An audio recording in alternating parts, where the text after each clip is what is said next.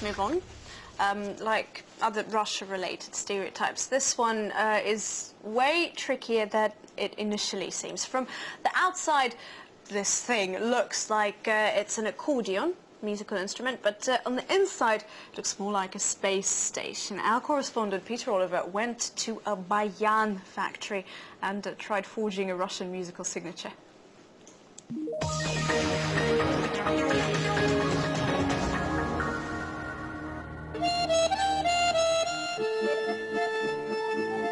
While perhaps not as famous outside of Russia as the balalaika, the sound of the bayan forms an immediately recognizable part of Russian music.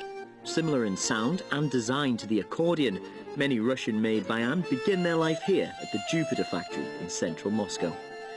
Each instrument is the result of many hours of labor by the experts who make them. Making an instrument is a very complicated process. I have never heard of anyone who makes them on their own from beginning to end. It requires 8 specialists working in different parts and can take up to 11 months to make one bayan. Looking inside a finished bayan, it's plain to see just how complex the instrument is. The intricate system of resonators and reeds have to be fine-tuned with care and attention, like the engine of a sports car. It's not just the insides that require the best materials. The wooden casings for the bayan are made from beech wood imported from the Caucasus. That is then steamed and dried in a similar process used for furniture making. Bayan from this factory sell for up to $12,000 and can be found all over the world. Just yesterday we sent 2 bayan to Argentina for a player in Buenos Aires. He's teaching the bayan at a music school down there.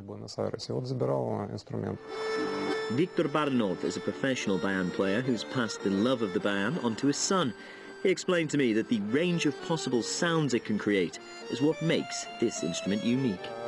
The bayan is an extremely versatile instrument. It's one of the few that can make basically any sound, be it the sound of waves or wind. It can handle any melody, jazz, country folk, avant-garde, even some complex polyphonic pieces from Bach.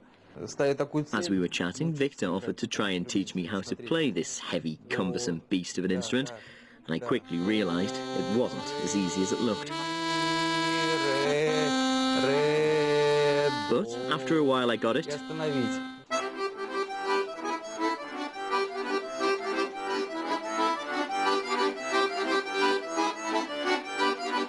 Sort of. Friedrich Lips is regarded by those in the know as one of the greatest bayan players alive today. He teaches the bayan at the prestigious Gniesin's Music College in Moscow, and his students are regular competition winners here in Russia as well as abroad. And listening to them play, you can see why.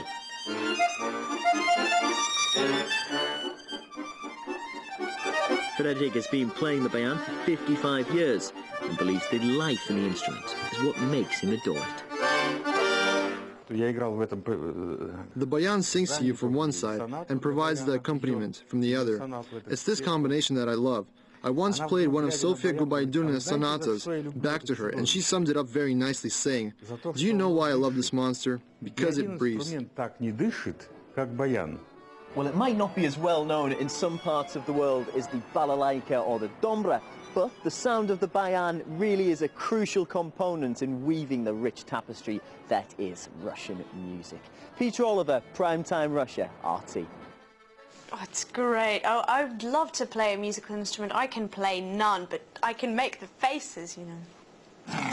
As if I'm playing something. That was very cool. I never knew what that instrument was called, but I always thought it was typically Russian. It's just something it is, totally and it's a beautiful sound. Thank you so much, Peter Oliver, for making that to play it, yeah. beautiful story on that.